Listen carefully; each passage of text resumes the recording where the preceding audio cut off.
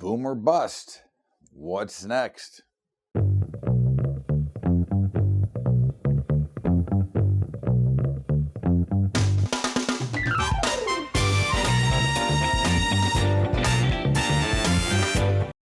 What's up, everybody? Welcome aboard to Bubba's Bottom Line. It is our weekly edition, and always great to be here with you. And the question is are we going to boom or are we going to bust? Is this the next leg of the up bull market, or is this the next leg of the down bear market where we are? We tend to think we're in a bear market, but and this is just a vicious rally, but certainly we are now breaking out above some levels, and it's interesting. And of course, with tomorrow being the Martin Luther King holiday, we can't really see the action until Tuesday, because although the markets will open tonight, they will be on light volume. And of course, we keep hearing about China and what happened in China. And I think that it was interesting on Thursday when the initial news came out. But actually, the grain markets tipped it off a couple hours before it actually hit the tape, as they spiked earlier. But is the China deal the big deal? And again, I don't think that this is really what we're looking at. As we have said from the beginning, we have said that China was not going to be an issue, and a deal would settle. And I think that the markets have been trading based on that there's going to be a China deal anyways. Again, I think that you're starting to see this spike, which is really more, in my opinion, the fear of missing out versus the actual deal in China being done. You know, we can go back and look at any of these markets and see that they've been virtually moving higher anyways. You know, we had the break in the equities, but the true products affected by the trade wars were not really that affected. And again, I think I hear about the tariffs, and I hear about the stories, and to me that's more made up crap from the politicians and the lobbyists versus real actuality. You know, I think it's these bad deals that have been made that are only made to allow the I don't know, we can't call them crooks, but to allow them to benefit, not really meant for the general population. So I think, you know, again, are we in a new manufactured reality? Well, I think that you have to take a look at the Federal Reserve that is continuing to try to create this market. Now, again, you hear many people talk about the Fed and what they're doing, and of course, when you're worried more about what the Federal Reserve is doing than what the actual market fundamentals are doing, what the actual country is doing, what the actual growth is doing, I think therein lies problem number one. Okay, so this is more of a manufactured reality as we look at the snowball of worldwide government debt. I mean, when you take a look at for example, Japan, which is 250% of GDP is debt, you're looking at some major problems that are coming. Now, again, we can certainly watch them stall off these problems as long as they want. You know, again, as long as they have paper and ink, the Fed can continue to print money. So, but I think what you're seeing here is a manufactured reality of everybody's money is tied up into the stock market. Okay, the big money is tied up in the market, and so obviously you hear the constant conversation of the new wealth in America, and that is because many, you know, IRAs, 401ks are tied directly to the market. Again, I'm a big believer in the stock market, but I am not a big believer in the Fed, which I believe should be abolished. I believe that the Fed is a joke. I believe they are a clueless organization that is working on theory, which, as we have said, I don't know, maybe this might be the 1 millionth time, their theory does not work, okay? Their theory will create the next bubble, because that's just the way that they operate, because they don't understand the real dynamics of true price discovery. They understand manipulated, manufactured reality, not the actual true reality. And I think that's one of the reasons, if you look back, you know, if you're, let's say, of my age in your 60s, and you look back, you know, we didn't make as much money back in, you know, in, let's say, the 70s and the 80s, but we lived a heck of a lot better based on the amount of money we make. Okay, so again, I think that this manufactured crap that we see regularly is total BS, and that is, of course, created by the Federal Reserve. It's created by not allowing the markets to be free. It's created for all of those reasons.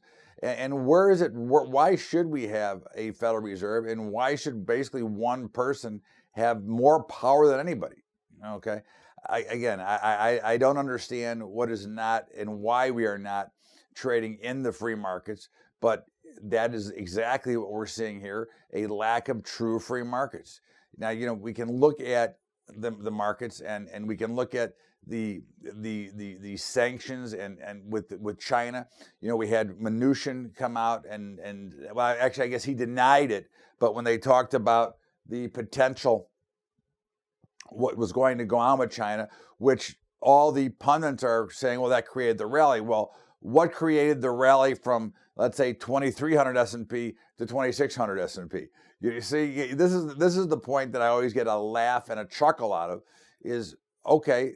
The big news on Thursday, Friday was the potential of a possible China deal. Okay, but what prompted the market to rally up 12% before the news came out? Okay, which is what we would consider to be a major short squeeze, a vicious market, a vicious rally. We call them bear market rallies, are the most vicious. So that would be more what I'd be looking at. So is the sanctions, is the changing of the guard going to happen? As we've said, it's going to happen anyways. It was never a really concern. And again, when you look at the things that are going on, okay, you can see that, is China going to go on a buying spree into the United States now? Are we going to, eliminate these tariffs? Is anything going to really change? And the probable answer is if we let the markets trade, if we go to free markets, then yes, the things will change a little bit. Okay, and I think that is one of the things that we have to worry about. Now, I think a bigger concern here is the credit card debt. Okay, now everybody talks about how great the economy is. And again, I'm saying it is not bad. I mean, we are seeing things of improvement, but when you look at the rising amount of credit card debt, what does that tell us? Okay, what does it tell us that more Americans are using credit cards? Okay, that is not the sign of a healthy economy. That is a sign of the borrowers getting roped into a lot of these rotten deals with these credit cards that will eventually sink and collapse the market, but it will create the biggest debt bubble in history. Because when people are out charging, we know that most cannot pay those bills on time. So when they get involved paying those usury rates that they're going to end up paying on these credit cards, what are you going to end up seeing? Well, you're going to end up seeing another meltdown, because that's exactly what they're promoting. It ties in to the ridiculousness and the cluelessness of the Fed to create more debt, more debt, more debt, more dollars, let the credit cards go. And then what happens is everybody's now stuck just paying back. Again, if you go back and read The Creature from Jekyll Island, a lot of the things that are happening are just exactly what we're seeing now. Okay, it's a joke that we allow everyone to create so much debt, because again, as we've said before, we are a by the month society.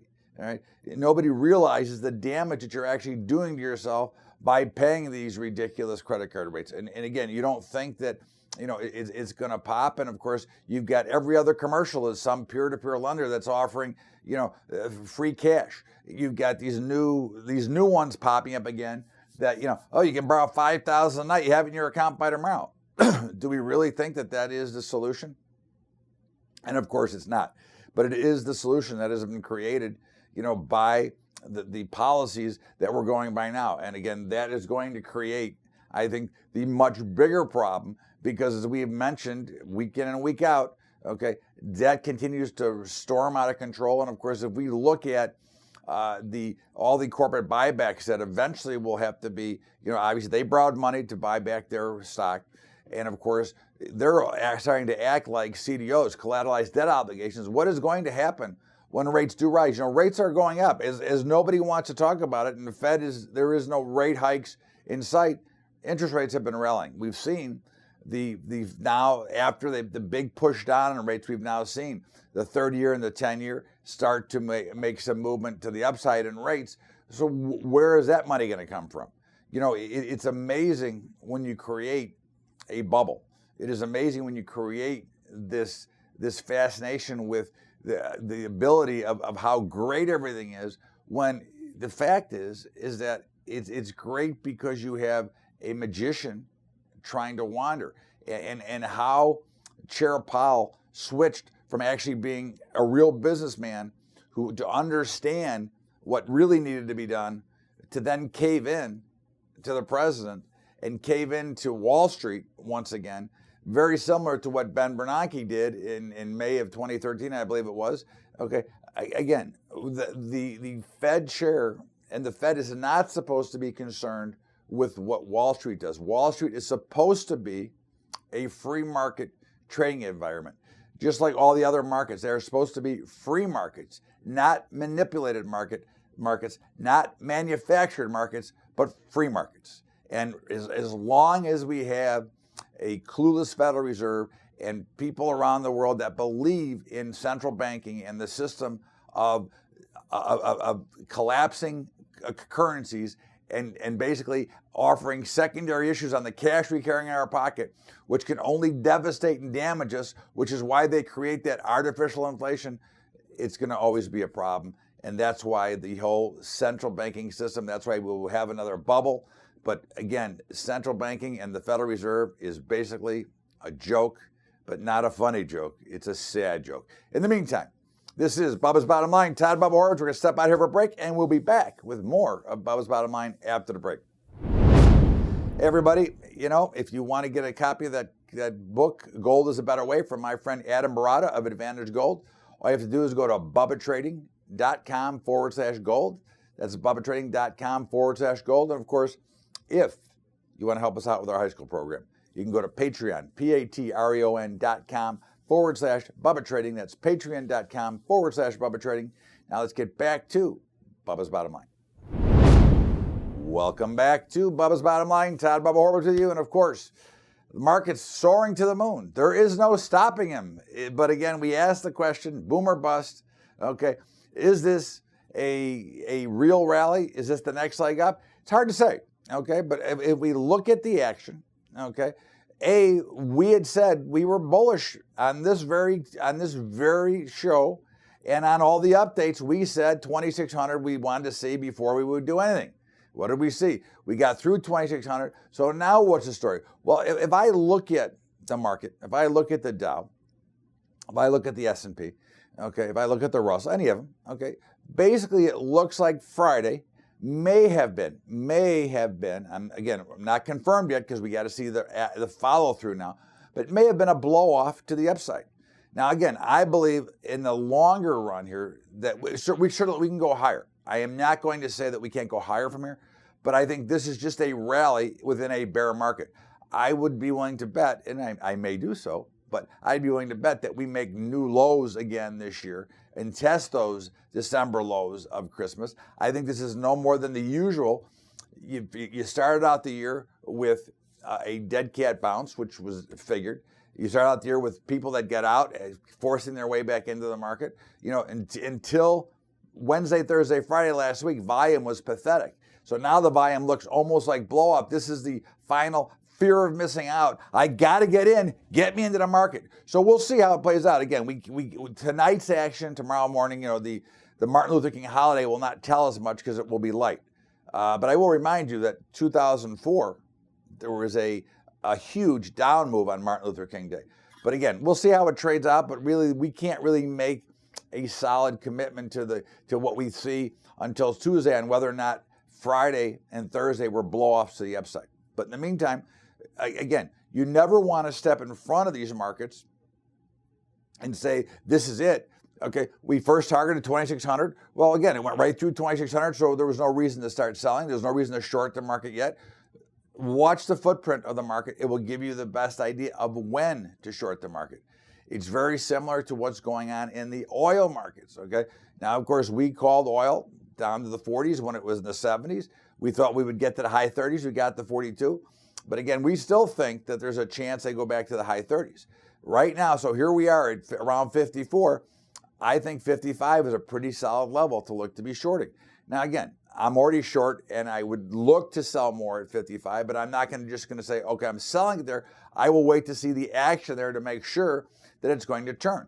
But if you can watch, if you can start to learn and understand how the market footprint works and how the money flows in, I think you will find yourself much happier and much more comfortable. It's very similar now as we look at gold. Gold has come down and had an ugly day on Friday, but where did it close? It closed right at 1280.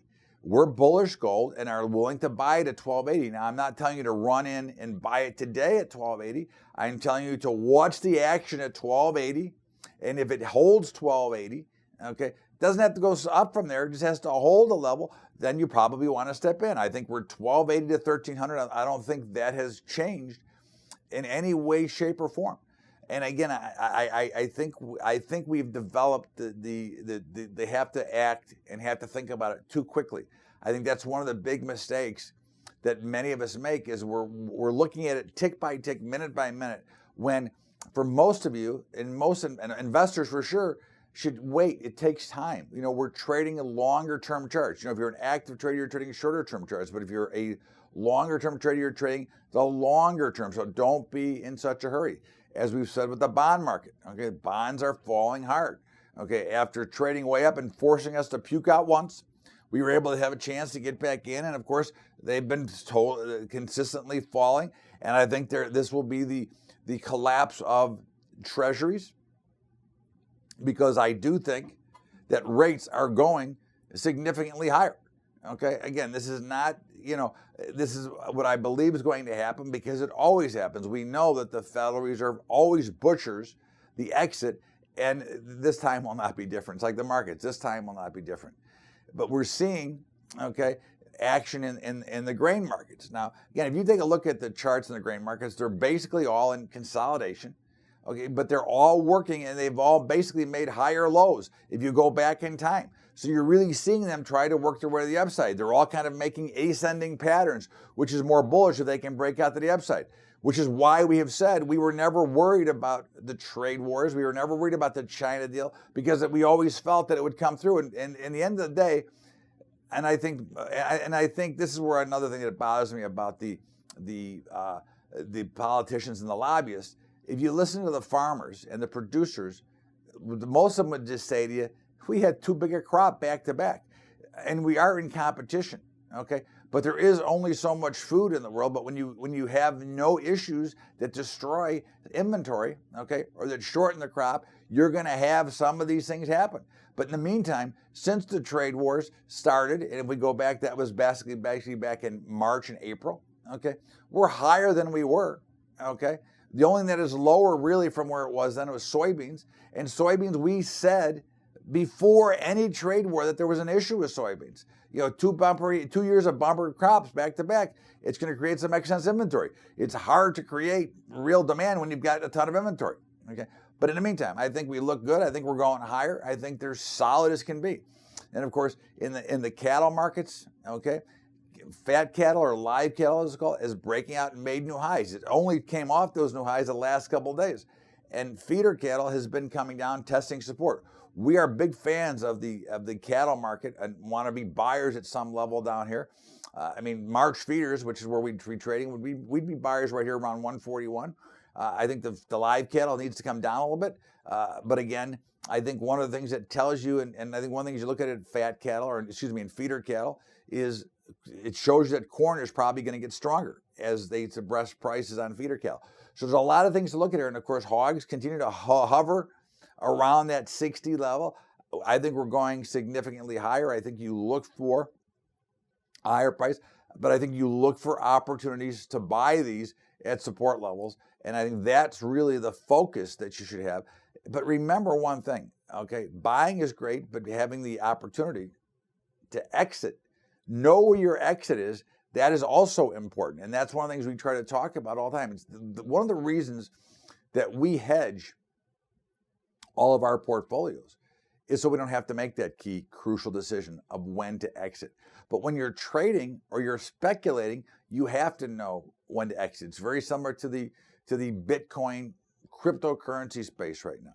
Now, obviously, if you were in way at the top and you're still in, that's a mistake. But if you've been buying, as we've been talking about, and we're buying still a little bit, again, not a lot. I would not take any major risk in the crypto space here. I'm in it because I feel that it plays as a lottery ticket. I believe in the concept. I believe that one of the reasons that there's so much pressure in the crypto space right now is being, again, we talked about a manufactured equity market and manipulated equity market. I think we're getting the same thing on the opposite in the cryptos because, again, think about it for a minute. The central banking system, the Federal Reserve, they have a lot to lose. If the cryptocurrency space really takes off, which I believe that it will, okay, it really takes off, it takes away the power from the Federal Reserve. If you can no longer print currency, if you can no longer create money out of thin air, and you find something that changes that, then all of a sudden it takes away their power. So you don't think that these guys are not trying to manipulate this whole currency situation?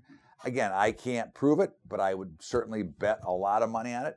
And I believe, and I would bet to say that the big banks have been buying a lot of the cryptos, very similar to what they do with the metals, okay? They can manipulate it for a while because they've got a lot more money, okay?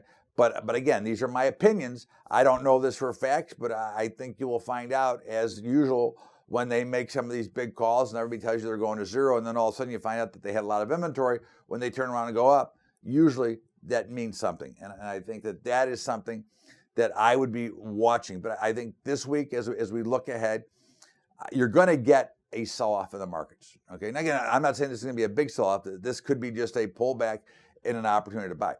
But you're not going to go, excuse me, straight up. There's going to be some sort of a pullback at some point here. And then you'll have to make that decision on whether you think that's the buying opportunity or if we're going to go much lower. I believe that there's, as we get ready, there's going to be a big sell-off. But again, last year, if you remember, it was January 29th, we made the blow-off top. So this year, did we make the blow-off top on January 18th? We'll have to see. That's what we're looking at. But again, I think you have to maintain your patience. You've got a holiday week this week. There's a lot of things going on, and we become very news-driven, okay? And once the news sorts, I think you'll see some action. Let's see how that plays out. And, of course, we will cover that on every day during Bubba's Daily Update. In the meantime, we're going to step out for a break here. This is Bubba's Bottom Line. Todd Bubba Horwitz. We will be right back with more of Bubba's Bottom Line after the break. Hey, all. What's going on? We're going to have some new stuff coming out towards the end of the month here. So keep your eyes on that. And if you would like to get the book, Gold is a Better Way, go to BubbaTrading.com/gold, and Adam Barata, who owns Advantage Gold, will be happy to send you a free hardcover book of Gold is a Better Way. And of course, don't forget about our high school investing program. You can help us out at Patreon, patreon.com/Bubba Trading. That's patreon.com/Bubba Trading. Now, let's get back to Bubba's Bottom Line. Welcome back to Bubba's Bottom Line. Todd Bubba Horwitz. And of course, each and every week I give you a little bit of my own commentary. And I'm going to talk about the government and the shutdown. And again, I have my opinions, and I don't need to get the trolls writing back to me about their opinions and about what they don't agree with what I'm going to say here. So to save yourself the breath and the writing and the irritation to me, this is my opinion. That's why this is an opinion piece. So go for it. Okay. In the meantime, I think this government shutdown is a total crock. Okay, I think that Pelosi and Schumer are ridiculous. I think it's sinful that the Democrats went on that retreat. I think that the disinviting of President Trump for the State of the Union, I think their lack of willing to negotiate this whole deal out. As it's been said over 100 times over the last couple of weeks. 10 years ago, 5 years ago, 8 years ago, all these times, all of these were voted for higher dollars. And I know that many of you don't like President Trump, and that's fine. I don't have a problem. You don't have to like anybody. Look, let's face it, whether you're a left or you're right, both parties suck, okay? That's the real story. But in this particular case, okay, the left is putting at risk all these 800,000 workers, and believe me, we probably don't need all the 800,000, but in the meantime, they're putting them in the sewer to try to make their point because they want to fight against Donald Trump. So they are putting their political views and everything else over country. Okay. Now, again, I am a libertarian. I'm more in the center, but I will say that I think the deal that I'm hearing, which is to allow DACA and let the people stay and get $5 billion for the wall, is a fair deal. And I think it's a shame. I think it's sad that Schumer and Pelosi are treating this as a purely political issue, not a real life issue and not a business issue. And if you've seen into Pelosi's district of where she's governing, it's a pretty sad state of affairs. Okay, so I think that one of the things we have to look at here is you can be left and you can support your party, but in this case, the left is dead nuts wrong.